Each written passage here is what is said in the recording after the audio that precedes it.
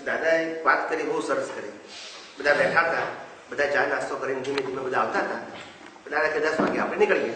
બધા ભેગા ત્યાં સુધીમાં કોઈ નાહવાનું હોય, ધોવાનું હોય, ચા પાણી નાસ્તો ટાઈમ લાગે ને. એક રૂમમાં ધારો કે 7-8 જણા હોય ને એક જ બાથરૂમ હોય, એક ટાઈમ છે, બધા પ્રિપેર થઈને ના આવી શકે.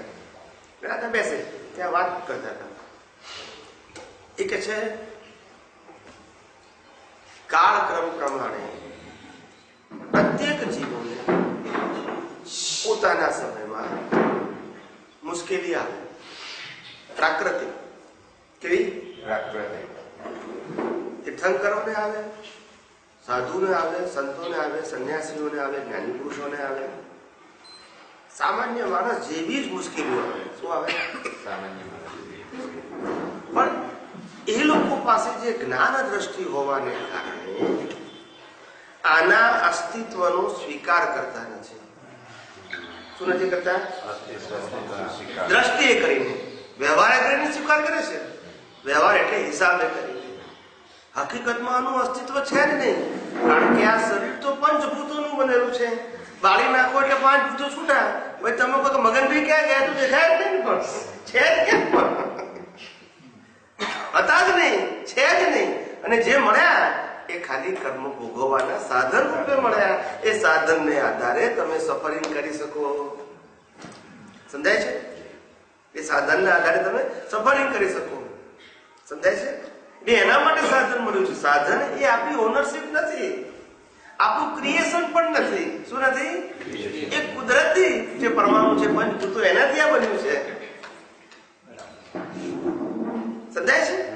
એટલે અસ્તિત્વ વ્યવહારમાં અસ્તિત્વ હોવા છતાંય વાસ્તવિક અસ્તિત્વ નથી. પંચભૂતોનું બનેલું પંચભૂતોમાં વિસર્જન થઈ ગયા. એમાં કોઈ જગ્યાએ અસ્તિત્વ નથી. ફક્ત જે આપણને આ સ્વરૂપ મળે છે એ ભોગવટા માટે મળે છે. ભોગવટો પતી જાય એટલે પછી બહાર નાખવાનો રોલ પતી ગયો. જ્યાં આપણે જે વસ્તુ લઈને આવ્યા હોય તો આપણે પેકિંગ કરીને આપે, બરાબર છે? ઘેર જઈએ એટલે વસ્તુ કાઢી નાખીને ફેંકી દઈએ, એનો રોલ પતી ગયો. એમ અંદર રોલ ક્યાં સુધી છે? કર્મ ભોગવવાના છે ત્યાં સુધી. કર્મ ભોગવી જાય એટલે એને બાળી નાખવાનું. તો શું બાળે છે? કિંમતી વસ્તુ બધું બાળે પણ છે જ નહીં કિંમતી. આપણે રોંગ બિલીફ થી કિંમતી છે એવું માનીએ છીએ. સમજાય છે? એને મેન્ટેન કરવાનું, મેનેજ કરવાનું, કારણ કે સાધન છે. શું છે? પણ ઓનરશિપ નહીં કરવાની. શું નહીં કરવાની? માલિકી નહીં કરવાની. એને સાચવવું પડે, કારણ કે સાધન છે જે આપણને સાધના માટે સહાયક થાય છે. અને સાધના સાધ્ય માટે છે. શેના માટે છે?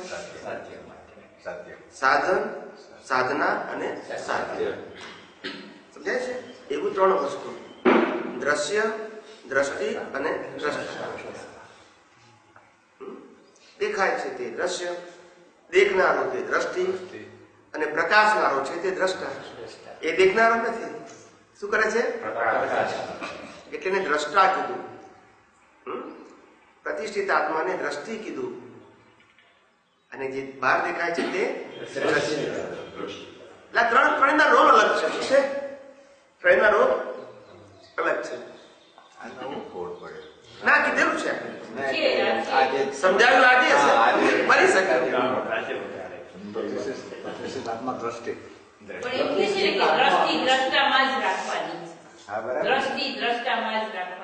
દ્રષ્ટિ દ્રશ્યમાં છે ત્યાં સુધી સંસાર છે, અને દ્રષ્ટિ દ્રષ્ટામાં છે તો સંસારનું વિસર્જન છે.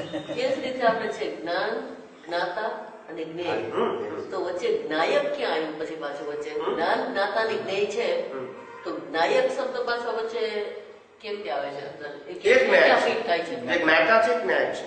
જ્ઞાતા અને જ્ઞેય, જ્ઞાયક નો મિનિંગ સેમ જ થયો ને? મિનિંગ સેમ નહીં, રોલ એક છે. રોલ એક છે. જાણે જ્ઞાતા દ્રષ્ટા કહીએ છીએ. હા, એટલે મેં કીધું જ્ઞાન દ્રશ્યનો દ્રષ્ટા, જ્ઞેયનો જ્ઞાતા. શું કીધું? દ્રષ્ટિનો દ્રશ્યનો દ્રષ્ટા. પહેલા તો કોઈને ખબર જ નથી કે જ્ઞેય અને દ્રશ્ય એની ડેફિનેશન શું એ ખબર નથી. શબ્દ એકના એક જ બોલે કે સાંભળ્યા છે, પણ કોઈ મિનિંગ પૂછે કે દ્રશ્ય કોને કહેવાય અને જ્ઞેય કોને કહેવાય, how we can identify M.